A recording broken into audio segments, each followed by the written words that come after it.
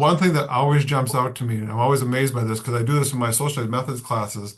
We look at images in textbooks and how many textbooks have the picture of the Alamo on the cover of it, and how many times we see the story of the Alamo and this huge story, everything else like that. What's interesting is if you go back in history textbooks, the Alamo doesn't really exist in old history textbooks. It doesn't come up until about the 1950s, early 1960s, because it becomes this huge moment in American history. Historiographically, does anybody know what happened in I think it's late 1950s, that all of a sudden the Alamo became this huge historic event?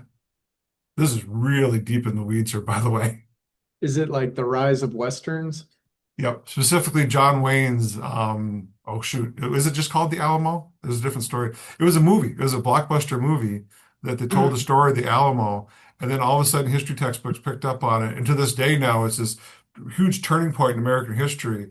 But for the longest time, it got no recognition. It's really hard to find in any old history textbooks. Most people think like, oh, that was a seminal point in American history, and we must have been talking about it for decades. Now we ignored it for about a century.